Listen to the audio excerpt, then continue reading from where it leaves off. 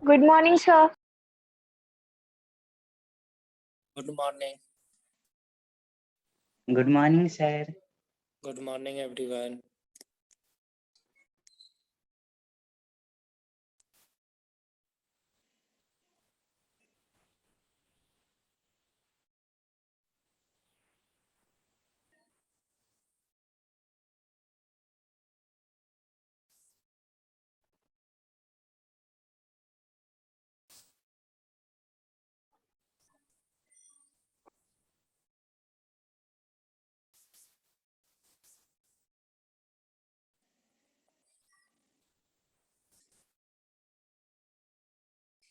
आप लोग diagram draw कर लिए ना?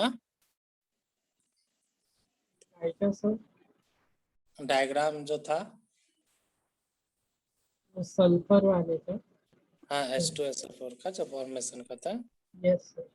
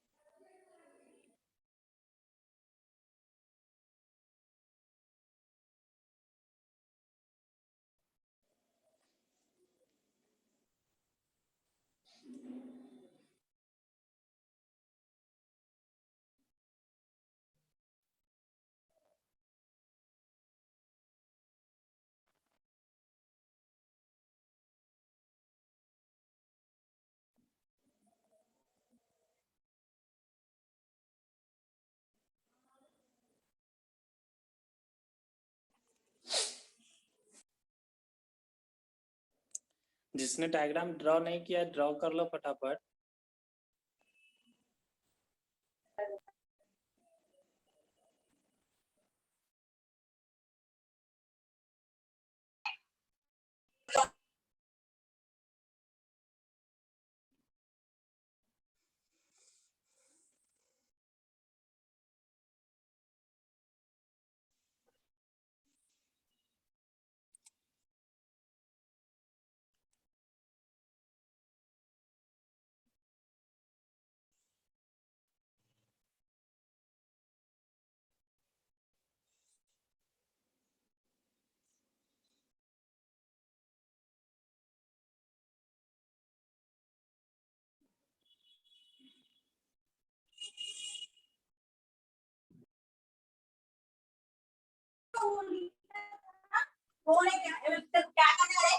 हाँ कौन है?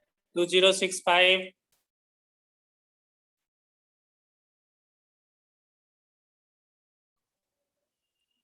2065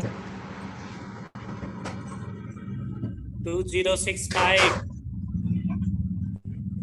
मैं रिमूव कर दूंगा अदरवाइज नहीं बताओगे तो। 2065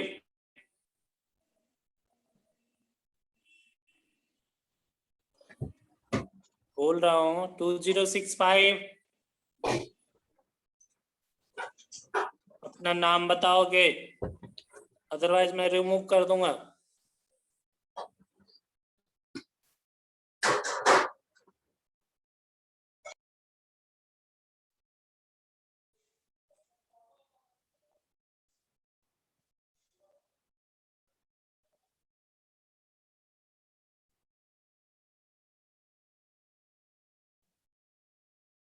चलो स्टार्ट करते हैं।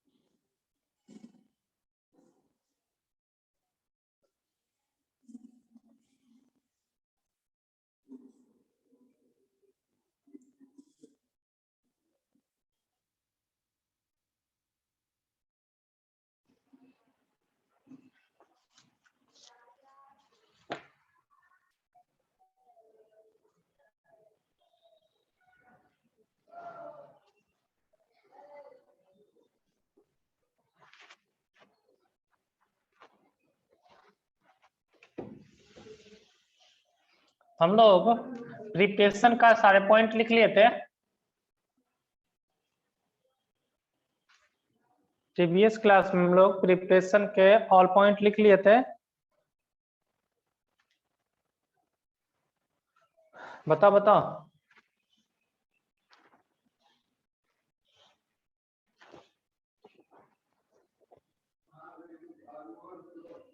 बोलो कोई।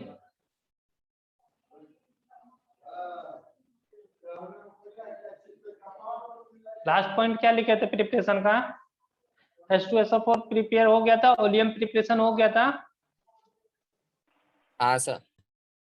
ओके चलो। अच्छा एक चीज वो बता रहे थे शायद, SO2 + O2 gives SO3, यही था ना? SO2 gas + O2 gas gives SO3 gas. ये कब होगा? प्रोडक्ट फॉर्मेशन, प्रोडक्ट की और जो फॉर्म होगा कब, कौन सा क्या कंडीशन होगा यहाँ पे जिससे क्या होगा, प्रोडक्ट क्या होगा, SO3 फॉर्म करे? कैटलिस्ट। क्योंकि यहाँ पे हम लोग सॉरी कैटलिस्ट तो लेते ही है, V2O5। कंडीशन क्या होना चाहिए कि जिससे कि रिएक्शन क्या हो, फॉरवर्ड डायरेक्शन हो। ठीक है, तो देखो इसका डेल्टा जी पहले देखते हैं। डेल्टा जी देखने से पहले क्या होता है, डेल्टा एच क्या होगा, निगेटिव या पॉजिटिव? निगेटिव। क्यों निगेटिव? क्योंकि यह बर्न हो रहा है, बर्न करेगा तो मतलब ऑक्सीजन से रिएक्शन करके प्रोडक्ट बनाए, बर्न होगा तो क्या होगा, यहाँ पे हीट रिलीज होता है। डेल्टा एच क्या आएगा यहाँ पे, निगेटिव। ठीक है, डेल्टा एच निगेटिव आया। अब डेल्टा एस देखना है, डेल्टा एस क्या था, निगेटिव या पॉजिटिव? डेल एस बताओगे बच्चे, बोलो। नेगेटिव। डेल एस क्या था, निगेटिव नहीं था। तो सब भूल गए, कल भी पिछले क्लास में भी डिस्कशन हुआ था, जहां तक है मैंने बोला भी था। क्या बोला था बच्चे? इंट्रोपी कम हो रही है। हमेशा क्या होगा, इंक्रीज होगा जब दो गैस मिक्सर दो गैस को मिक्स करेंगे। ठीक है, दूसरी बात, जब number of moles of gas increase होगा तो क्या होगा, एंट्रोपी इंक्रीज होगा। तीसरी बात, क्रिस्टलाइन का 0 होता है, लेकिन क्रिस्टलाइन से जैसे ही आगे बढ़ते हैं, सॉलिड, सॉलिड से लिक्विड, लिक्विड से गैस के फॉर्म में, वहां पे क्या होता है, डेल्टा एस इंक्रीज होता है। तो यहाँ पे देखो रिएक्टेंट साइड, रिएक्शन को बैलेंस कर दें, यहाँ पे हाफ हो जाएगा, या यहाँ पे 2, यहाँ पे 2 लगा सकते हो। ठीक है, दोनों में से जो करना है कर सकते हो। देखो reactant side number of moles ज्यादा है या product side? Reactant side. Reactant side number of moles, gaseous moles, इस मोल्स नहीं, गैसियस मोल्स। ठीक है, इस चीज को ध्यान रखना। Reactant side number of gaseous moles क्या है, ज्यादा। ठीक, प्रोडक्ट साइड कम है, तो रिएक्टेंट से जो प्रोडक्ट की ओर गया, रिएक्टेंट से प्रोडक्ट की ओर जो गया, तो बताओ नंबर ऑफ मोल्स इंक्रीज हुए या decrease? Number of moles decrease हुए, यानी नंबर ऑफ मोल्स डिक्रीज हुए, तो आपका डेल्टा एस क्या बताया मैंने? बोलो बोलो। नंबर ऑफ मोल्स डिक्रीज होने पे, गैसियस मोल्स डिक्रीज होने पे डेल्टा एस डिक्रीजेस। ठीक है, तो यहाँ पे डेल्टा एस क्या होगा, निगेटिव या पॉजिटिव?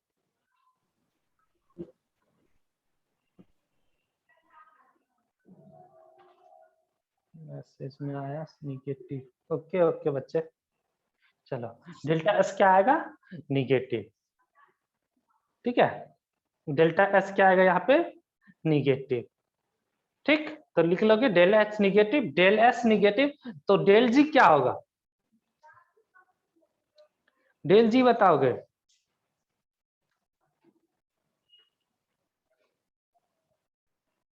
सब लोग del G, delta H negative आ गया, del S also negative, therefore del G क्या होगा, डेल जी इक्वल टू क्या होता है, नोट नोट लगा दो, standard condition, del G naught equal to del H naught minus T del S naught, है ना? तो डेल्टा एच क्या है, निगेटिव। ठीक है, टी डेल एस क्या है, पॉजिटिव। टी डेल एस क्या है, निगेटिव। ये पूरा पार्ट क्या है, पॉजिटिव। ठीक है ना, बोलो सही लिखा ना? टी डेल एस क्या है, निगेटिव, वो पूरा पार्ट क्या है, पॉजिटिव। ठीक है, ये क्या है, निगेटिव, ये तो निगेटिव निगेटिव क्या हो जाएगा, ये पूरा पार्ट पॉजिटिव। ये वाला पार्ट पॉजिटिव, ये निगेटिव, तो ओवरऑल पॉजिटिव भी आ सकता है, निगेटिव भी आ सकता है ना? नहीं आ सकता है? अगर ये वैल्यू ज्यादा हो और ये वैल्यू कम हो, तो ये क्या आएगा, पॉजिटिव आएगा ना? और ये वैल्यू कम हो, ये वैल्यू ज्यादा हो, तो क्या आएगा, निगेटिव। तो ये वैल्यू कम कब होगा, जब टेम्परेचर क्या हो, कम हो, है ना? यानी लो टेम्परेचर पे डेल जी नोट इसका क्या आएगा, निगेटिव, एंड हाई टेम्परेचर पे डेल जी नोट क्या आएगा, पॉजिटिव। बोलो सही बोला ना? लो टेम्परेचर पे ये क्या होगा, कम होंगे, ये क्या होगा, ज्यादा। तो ये ज्यादा होगा, निगेटिव वाला पार्ट ज्यादा है, तो ओवरऑल क्या आएगा, निगेटिव आ जाएगा। और हाई टेम्परेचर पे ये क्या होगा, ये वाला पार्ट ज्यादा होगा, ये क्या होगा, कम। तो लो टेम्परेचर पे डेल्टा जी क्या आएगा, निगेटिव। और स्पॉन्टेनियस रिएक्शन डेल जी क्या होना चाहिए, निगेटिव। और स्पॉन्टेनियस रिएक्शन क्या होना चाहिए, del G negative. Therefore this reaction is spontaneous done at low temperature। बताओ समझ में आया या नहीं आया? किसी को अगर नहीं आया तो बोलो, एनीवन, किसी को भी नहीं आया तो बोलो। ये सर एक बार रिपीट। 1 मिनट, एक चीज, कौन है ये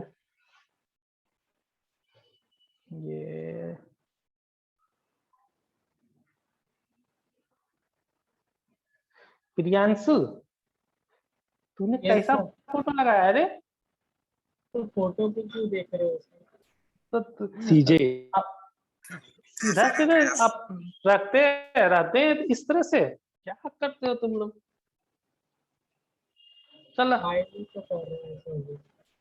1 मिनट, मैं यहीं से चेंज कर देता हूँ सबको। 1 मिनट, रहने दो, बदल देता हूँ।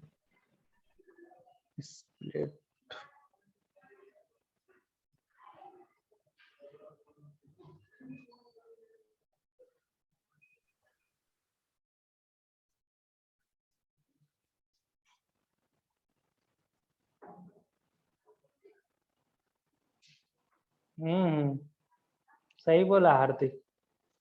चलो, यानी फिर से एक बार देखते बच्चे, हमने ये रिएक्शन देखो, बर्न हो रहा है, बर्न होगा तो हीट क्या होगा, रिलीज होगा, यानी एक्सोथर्मिक रिएक्शन है।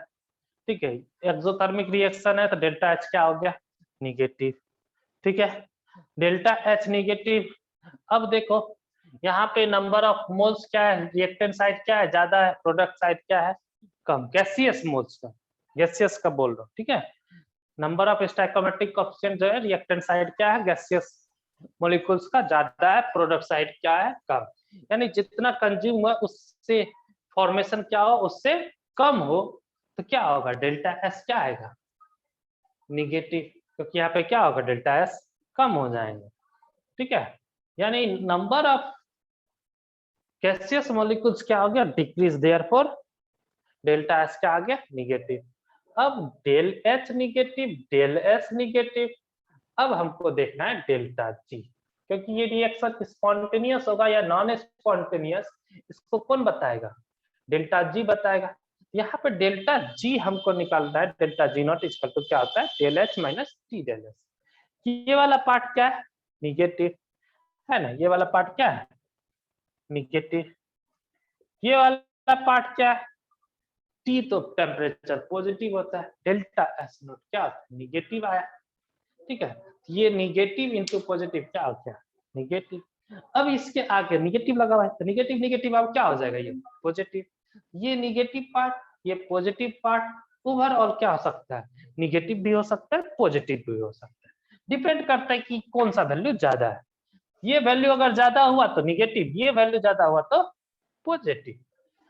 तो डेल्टा एस तो फिक्स होगा और फिक्स मोल्स के लिए, लेकिन डेल्टा एस नोट भी फिक्स होगा, लेकिन टेम्परेचर तो वेरी कर सकते हैं, है ना।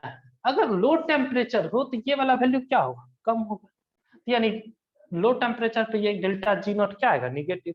हाई टेम्परेचर हो तो ये क्या होगा, ज्यादा हो जाएगा। यानी लो टेम्परेचर पे डेल्टा जी निगेटिव और हाई टेम्परेचर पे डेल्टा जी क्या आएगा, पॉजिटिव। और हमको मालूम है कि डेल्टा जी नोट अगर निगेटिव आ रहा है मतलब रिएक्शन क्या होगा, स्पॉन्टेनियस। स्पॉन्टेनियस रिएक्शन तभी होता है जब डेल जी नोट क्या आएगा, निगेटिव। नहीं, डेल जी नोट क्या आ रहा है, निगेटिव। कब आ रहा है, लो टेम्परेचर। मतलब ये जो रिएक्शन है वो स्पॉन्टेनियस होगा कब, जब टेम्परेचर क्या हो, लो, ठीक है। यानी टेम्परेचर लो होगा तो रिएक्शन क्या होगा, स्पॉन्टेनियस, ठीक है। बोलो।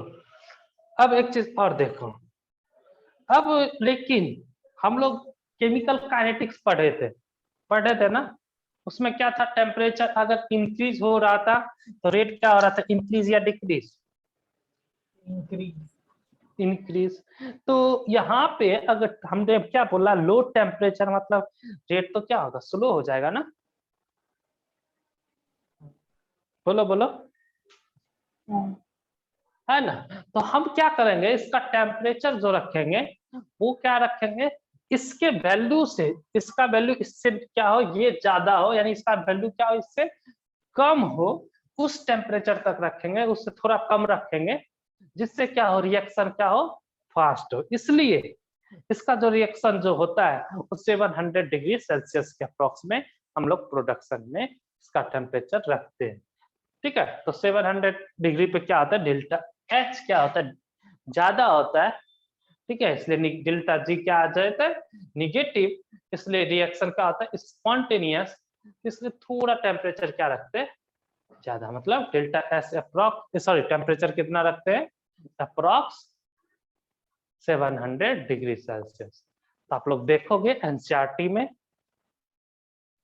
आपका पूरा दिया हुआ है, ठीक है। एनसीईआरटी का पेज नंबर है, मैं एक मिनट अभी आप लोगों को बोला था बनाने के लिए,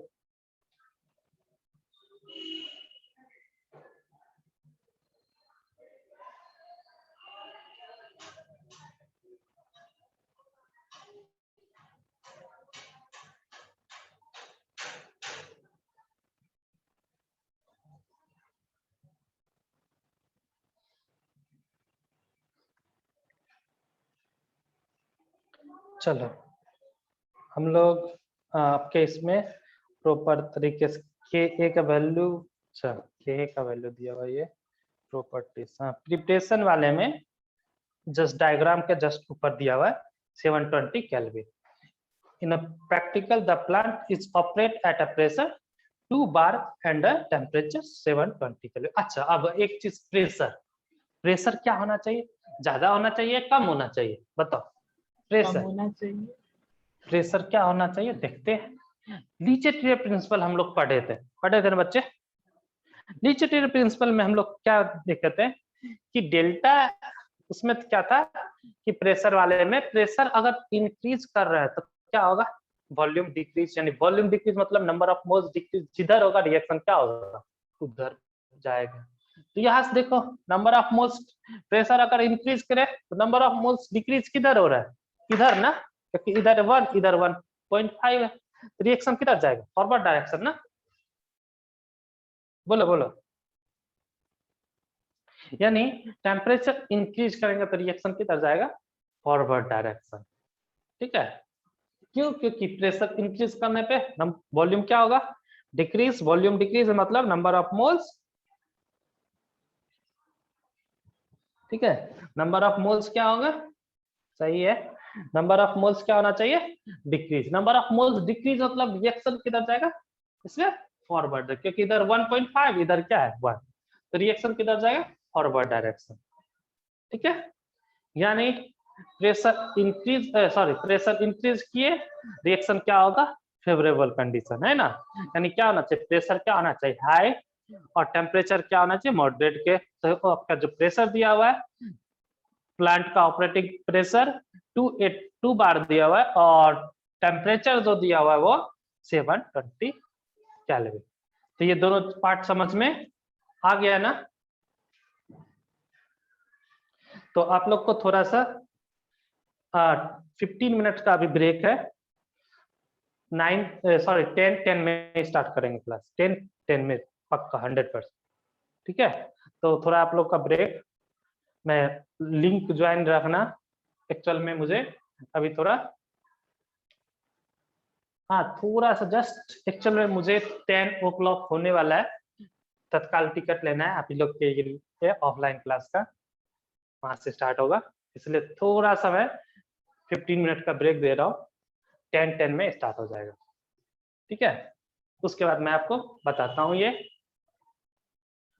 कोई बदमाशी, हल्ला नहीं करेगा, और बदमाशी नहीं, इस चीज को ध्यान रखना।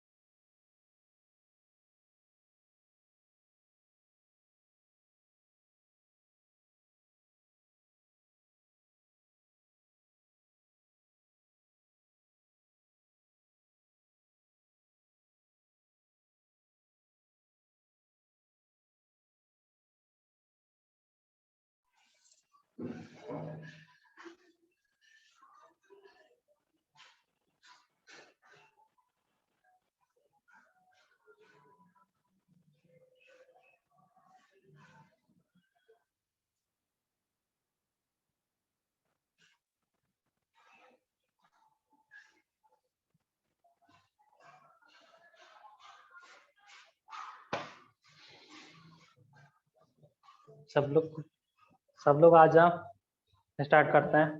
Good morning sir. Good morning. Good morning sir. Happy birthday. हाँ, हैप्पी बर्थडे। आ रहा हूँ, तेरा बर्थडे मनाऊंगा अभी।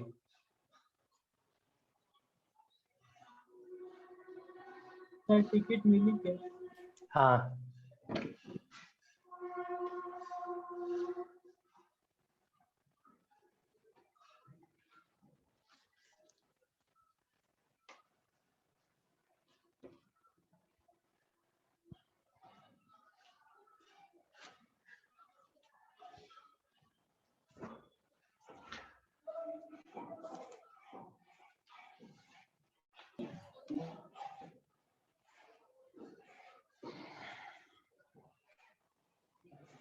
चलो सब लोग आ गए होंगे, स्टार्ट करते हैं। ठीक है,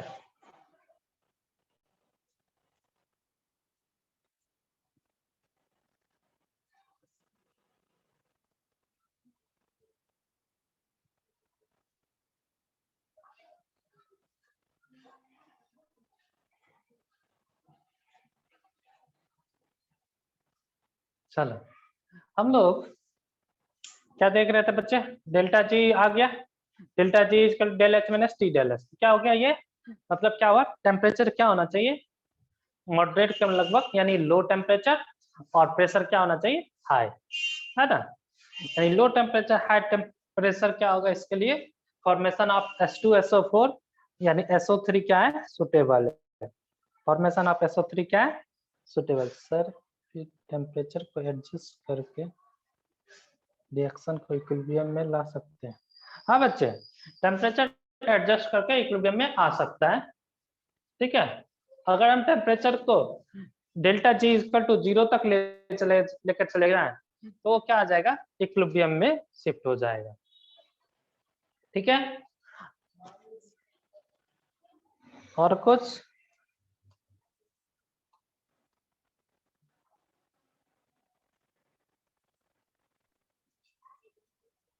चलो अब इसके प्रॉपर्टीज लिखोगे।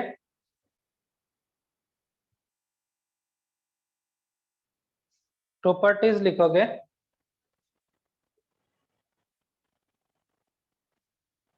लिखोगे प्रॉपर्टीज में फिजिकल प्रॉपर्टीज लिख लो। Physical properties, it is a colourless,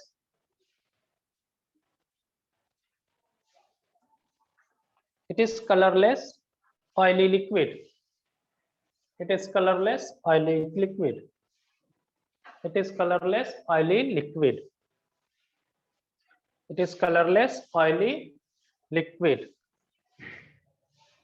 ठीक है, आगे लिखना, इसका मेल्टिंग पॉइंट और बॉइलिंग पॉइंट जो होता है, ठीक है, मेल्टिंग पॉइंट लिखोगे, इट्स मेल्ट, सेकंड पॉइंट लिखना, it's melting point is 283 Kelvin, its melting point is 283 Kelvin and boiling point 611 Kelvin.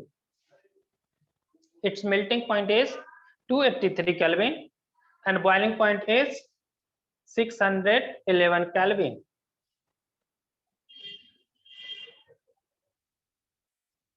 लिख लिए?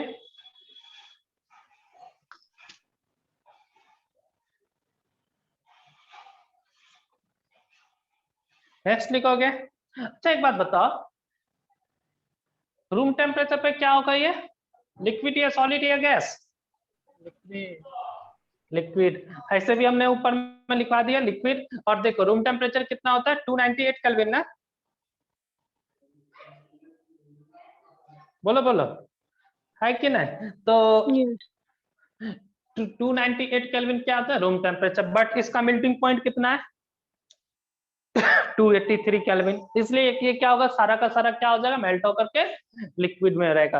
लेकिन इसका बॉइलिंग टेम्परेचर 611 केल्विन है, इसलिए ये क्या होगा?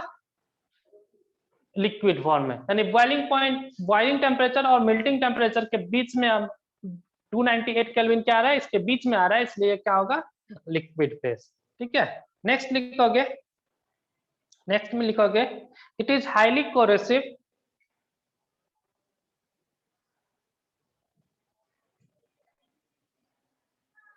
it is highly corrosive,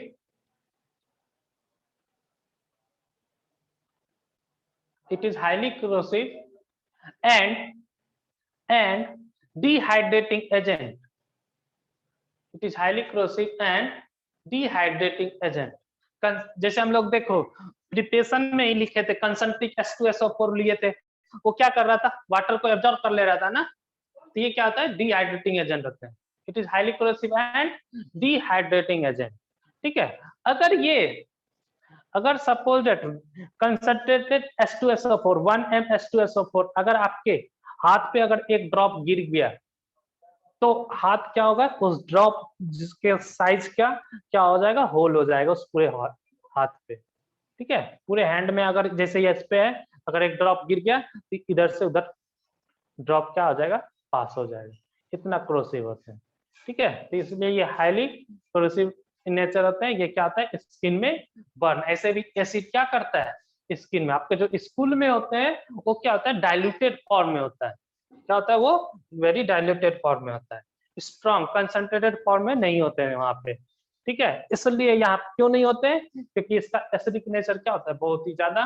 ये क्या करता है, स्किन को बर्न कर देता है। ठीक है, डाइल्यूटेड फॉर्म भी अगर क्या होता है यूज होने के बाद, अगर स्किन पे पड़ जाने के बाद क्या होता है, स्किन बर्न होने लगता है। ठीक है, तो ये क्या होता है, हाईली कोरोसिव इन नेचर होते हैं और डिहाइड्रेटिंग होते हैं। ठीक है, नेक्स्ट पॉइंट लिखोगे, during dilution of concentric acid,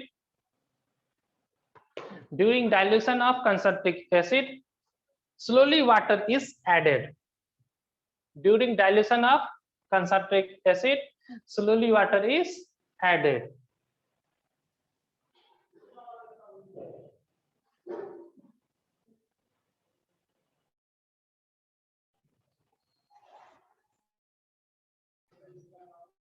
ठीक है,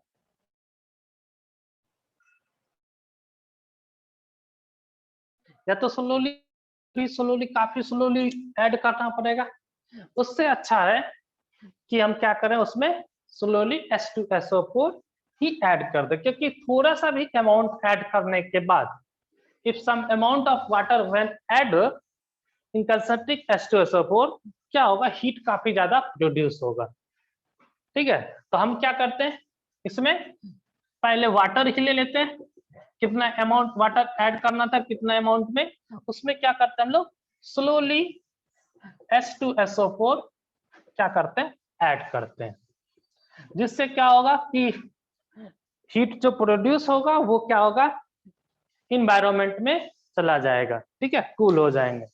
इसलिए हम लोग क्या करते हैं, जनरली क्या करते हैं, वाटर में एसिड को मिक्स करते हैं डाइल्यूट करने के लिए, ना कि एसिड में वाटर को। इसका कारण क्या है, यहाँ पे हीट क्या होता है, काफी ज्यादा प्रोड्यूस होते हैं बच्चे। ठीक है, अगर हमने एसिड में वाटर को ऐड किया, थोड़ा फास्ट किए, तो क्या होगा, काफी ज्यादा हीट निकलेगा। वो जो हीट क्या होगा, जितना ज्यादा निकलेगा उससे कम डिस्पेस इन्वायरमेंट में हो पाएगा, जिससे क्या हो जाएगा, बर्न हो जाएगा और ये ब्लास्ट भी हो सकते हैं। ठीक है, तो यहाँ क्या होता है, हाईली एक्सोथर्मिक होते हैं। डाइल्यूशन ऑफ H2SO4 क्या होते हैं, एक्सोथर्मिक। ठीक है, ओ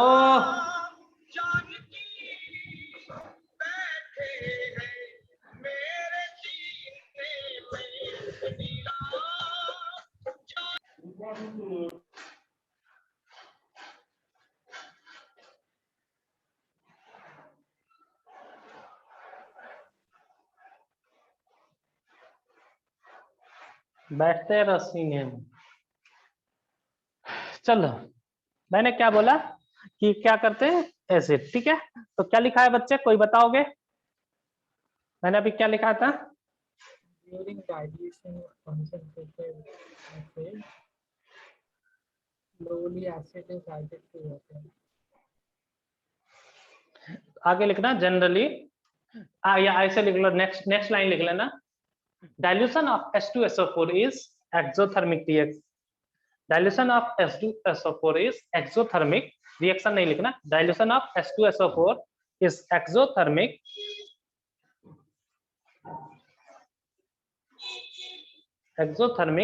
and large amount of heat produced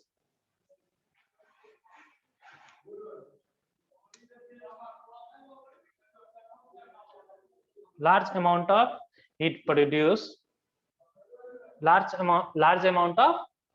heat produced so dilution of H2SO4 dilution of H2SO4 dilution of H2SO4 so dilution of H2SO4 dilution of H2SO4 H2SO4 is added in water. H2SO4 added in water. H2SO4 added in water. ठीक है, H2SO4 added in water. लिख लिया ना, H2SO4 added in water.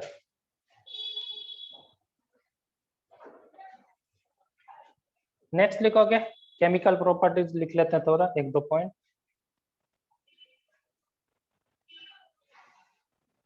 Chemical properties,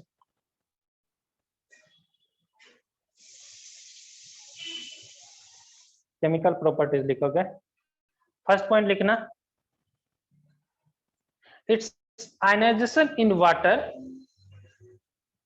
it's ionisation in water in two state. Its ionization in water in two state.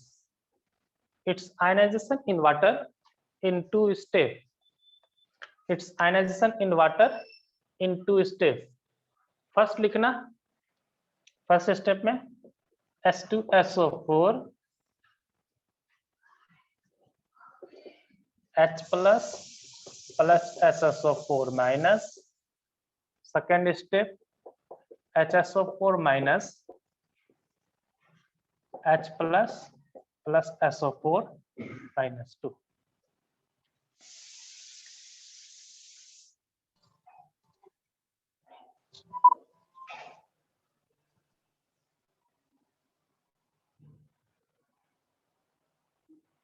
ठीक है,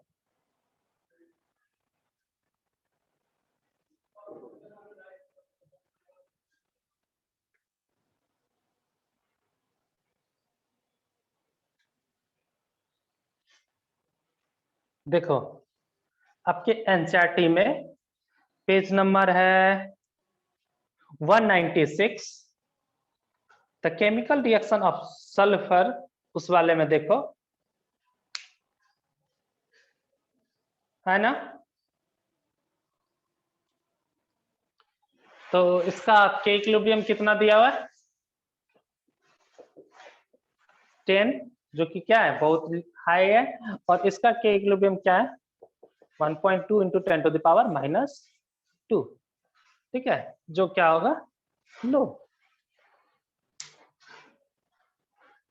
ठीक है, तो इसलिए यहाँ पे इक्विलिब्रियम सेकेंड स्टेप में इक्विलिब्रियम अचीव कर लगता है, फर्स्ट स्टेप में कंप्लीटली ब्रेक हो जाता है.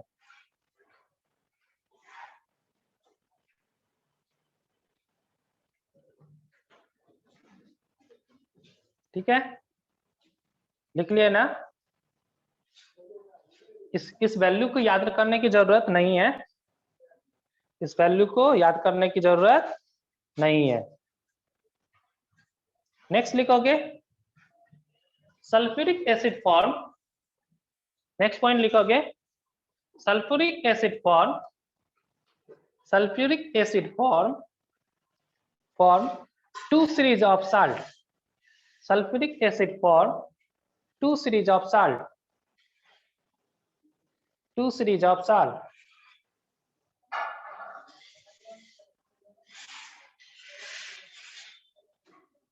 Two series of salt. लिख लिया ना. ठीक है, जैसे NaOH है,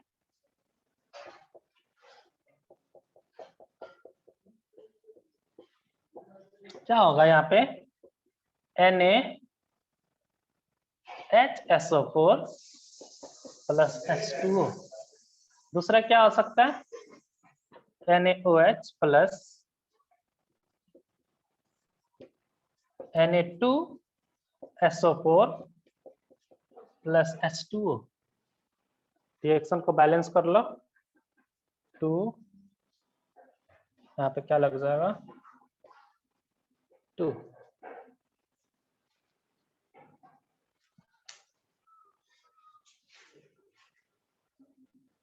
ठीक है,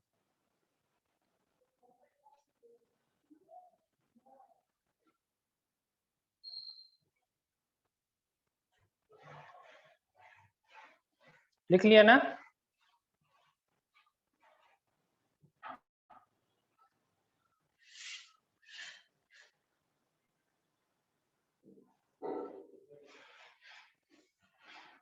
ठीक है, बाकी इसका जो ऑर्गेनिक कंपाउंड के साथ जो रिएक्शन है वो हम लोग ऑर्गेनिक केमिस्ट्री में पढ़ते हैं।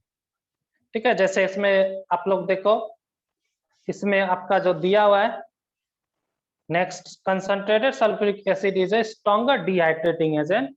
इसका ये क्या होता है? स्ट्रॉन्गर, हमने ऊपर में लिखा ही दिए है। ठीक है, इसमें क्या होगा? जैसे sulphuric acid remove water from organic compound, it's evident of the characteristics action on carbohydrate। क्या लिखना है लिख लो इसको भी, नेक्स्ट पॉइंट करके लिखोगे। concentric sulfuric acid is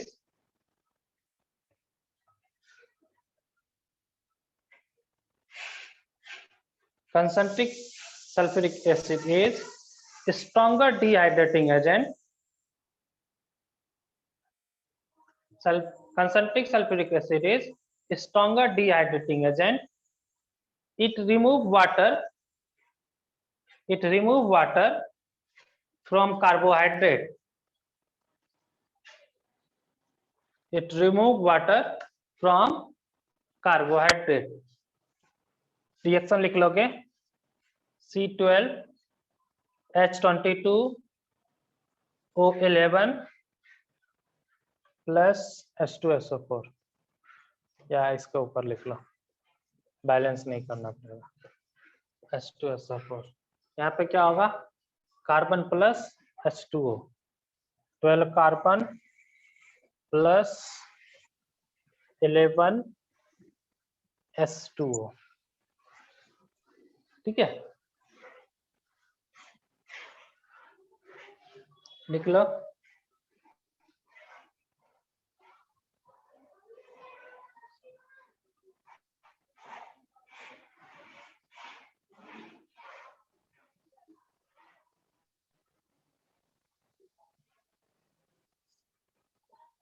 next लिखोगे सर कार्बोहाइड्रेट टू, हाँ बच्चे सही है। नेक्स्ट लिखोगे हॉट कंसंट्रेटेड H2SO4, यानी hot concentrated sulphuric acid, hot concentrated sulphuric acid is a moderate, hot concentrated sulfuric acid is a moderate strong oxidizing agent।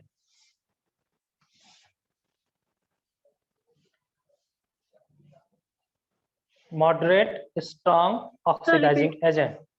Hot concentrated sulfuric acid is a moderate strong oxidizing agent। Moderate strong oxidizing agent। It lie between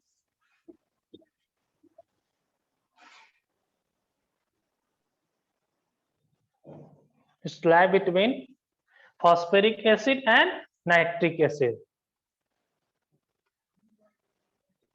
It lie between phosphoric acid and nitric acid। Phosphoric acid and nitric acid। ठीक है, इसमें क्या होगा? SO2 क्या होगा? Produce होगा। इसमें क्या होगा? SO2 क्या होगा? फॉर्मेशन होगा।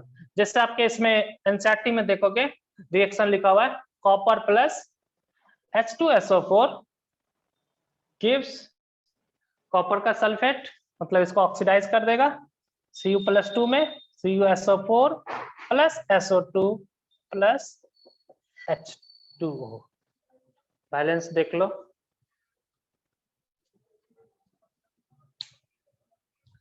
CuSO4 बैलेंसिंग में आपका यहाँ पे 2H2SO4 SO2 plus 2H2O।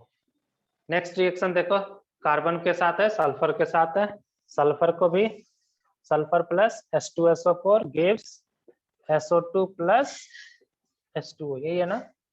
Yes, इसको सल्फर का क्या होगा, रिडक्शन, +6 से यहाँ कहाँ चला जाएगा, +4 में। कॉपर का क्या होगा, ऑक्सीडेशन। तो सल्फर यहाँ से क्या हो गया, SO2 + H2O। तो बैलेंस कर लो, यहाँ पे 2 लगा हुआ है, यहाँ पे 3 और 2। Next carbon +2H2SO4, CO2 +2SO2 +2H2O। इसी तरह जिंक का भी रिएक्शन होगा, ठीक है। तो क्या होगा इसमें, H2SO4 कहाँ पे रिडक्शन होकर के चला जाएगा, SO2 में, और दूसरे को क्या कर देगा, ऑक्सीडाइज कर देगा।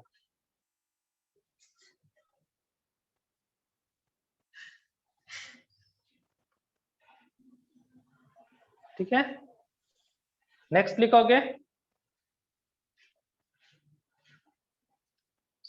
लिख लिए सब लोग। नेक्स्ट लिखोगे बच्चे, sulphuric acid, sulphuric acid, sulphuric acid because of its low volatility, page number 196 का लास्ट से 3rd या 4th पैराग्राफ, प्रॉपर्टीज वाले का। सल्फ्यूरिक एसिड जिसमें MX + H2SO4 रिएक्शन है, sulphuric acid because of its low volatility can be used to manufacture अशी परिस्थिती आई वडील सुद्धा काही करू शकत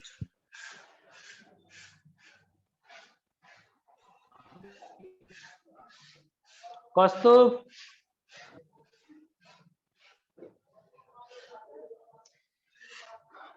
एनसीईआरटी का कौन सा paragraph, 1st, 2nd, 3rd, 5th paragraph है ऊपर से, ठीक है। प्रिपरेशन में 196 page number, sulphuric acid because of its low volatility can be used to manufacture more volatile acid, can be used to manufacture more volatile acid from their corresponding salt, more volatile acid from their corresponding salt, more volatile acid from their corresponding salt, ठीक है। Reaction लिख लोगे, NCERT में दिया हुआ है, लिख लो MX वाली रिएक्शन।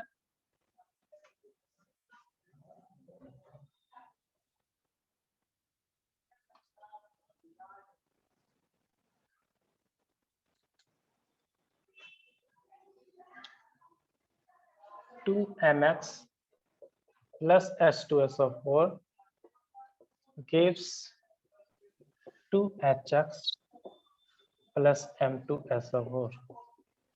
यहाँ पे X क्या होगा, fluorine, chlorine, NO2, M metal.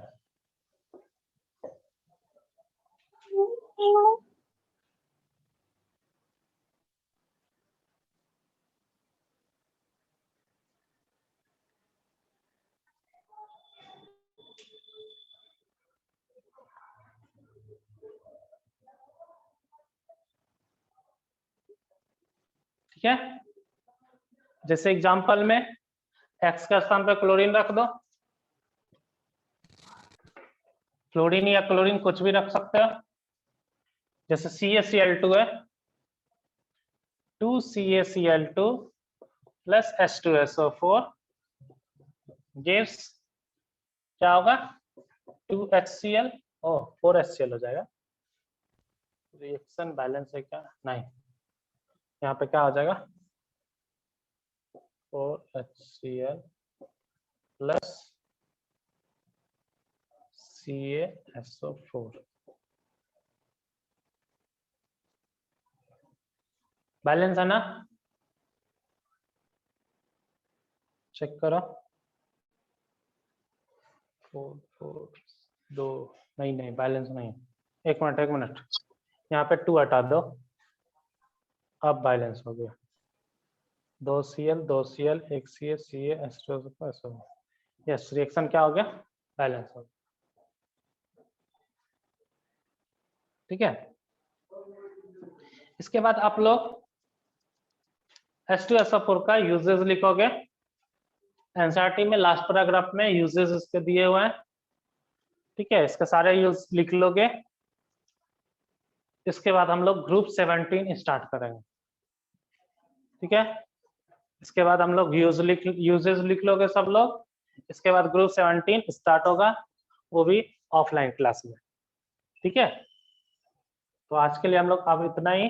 बाकी हम लोग सर ऑफलाइन कब से शुरू हो रही? इंफॉर्मेशन मिल जाएगा या मिल गया होगा शायद 22 या जो भी आपको जो भी इंफॉर्मेशन है वो आपको आ जाएगा, या ऑनलाइन ही होगा तो नेक्स्ट क्लास में। ओके सर, ठीक है, बाय सर। तो हम लोग नेक्स्ट क्लास में हम लोग ग्रुप 17 स्टार्ट करेंगे। इसके यूज लिख लेना आप लोग। ठीक है, और क्वेश्चन 16 तक रेडी रखना है। प्लस आप लोगों को मैंने एक वर्क दिया हो, क्या दिया हो? मेटलर्जी के असाइनमेंट कंप्लीट हो जाना चाहिए। ठीक है, जिस दिन ऑफलाइन क्लास होगा, ठीक है, 23 के बाद आपको क्या करना है? मेटलर्जी प्लस पहले वाले जितने भी असाइनमेंट है सारे असाइनमेंट आप लोगों को जमा करना है। ठीक है, सबके हार्ड कॉपी। तो आज के लिए हम लोग इतना ही। बाकी आप लोग चंद्रपुर में आओ, मिलते हैं। ओके,